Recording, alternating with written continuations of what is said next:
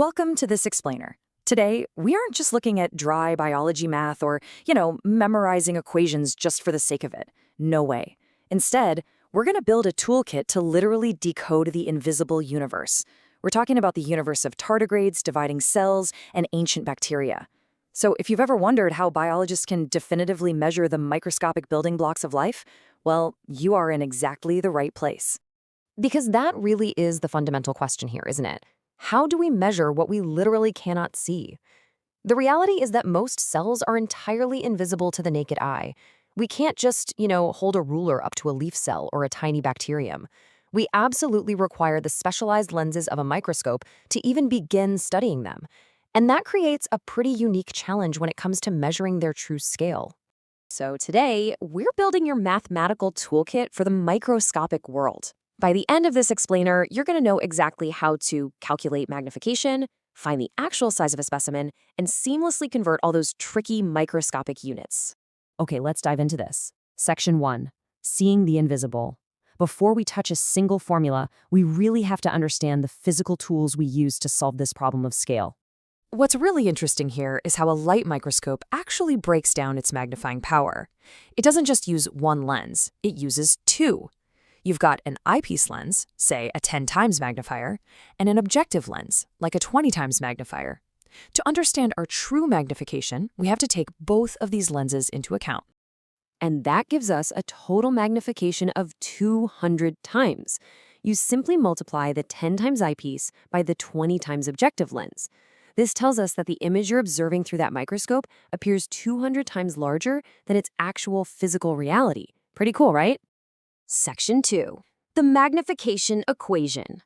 Let's see how this builds into the mathematical solution you'll need when you're staring down a drawing or a photomicrograph in an exam. The core equation couldn't be simpler. Magnification equals the image size divided by the actual size. It's often just written as m equals I over a. In any question asking you to calculate magnification, you're always going to be provided with two crucial pieces of information to plug right into this formula: the size of the specimen in the image, which we call the observed size, and its true actual size. Section 3, the rule of matching units. Now, I need you to pay super close attention here, because this is the absolute biggest trap students fall into. Having the formula memorized is completely useless if you ignore the units of measurement.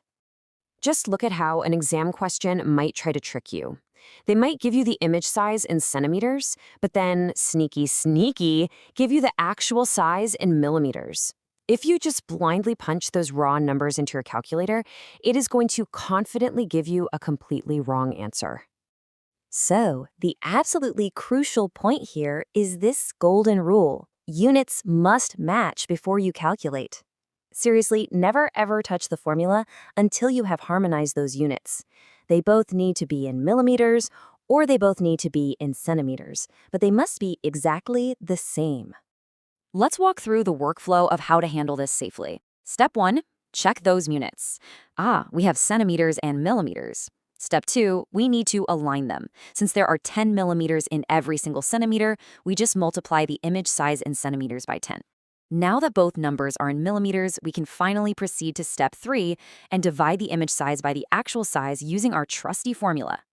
And when we input those matched figures, the math becomes incredibly easy, yielding a clean magnification of 12 times. By taking just that one extra second to convert the units, you guarantee the math works perfectly every single time. Moving on to section 4, calculating actual size. What happens when the exam gives you the image and the magnification, but they want you to uncover the physical reality of the specimen? Well, we don't need to panic. We just need to rearrange our core equation. Using some basic algebra, we shift the variables so that actual size equals the image size divided by the magnification. It's the exact same relationship, just viewed from a different angle to give us the formula we need. Here is your recipe for success. Step 1, input the figures. Step 2, run the calculation. But step 3 is vital. Whatever unit was used to measure the observed image initially, well, that is the exact unit you must quote for your final answer. And this brilliantly illustrates our point.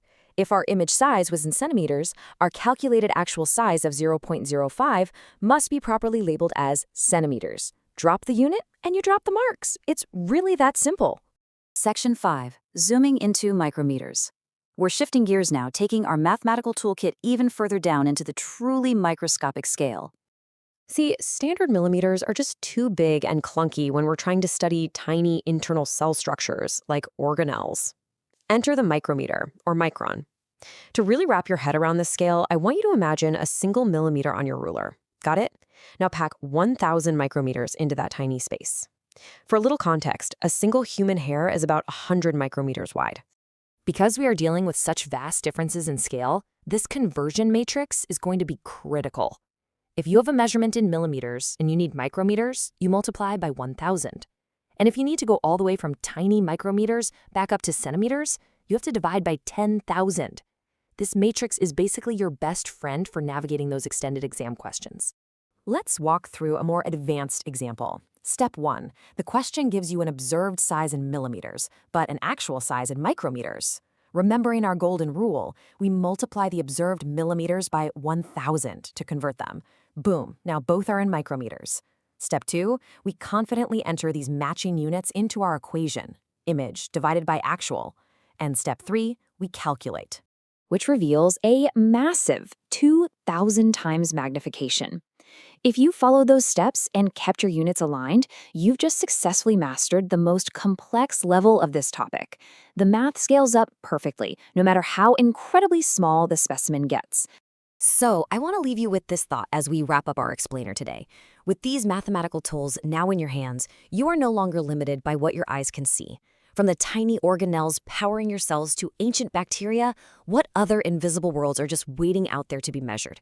Keep practicing those conversions, always remember the golden rule of matching units, and go decode the biological universe.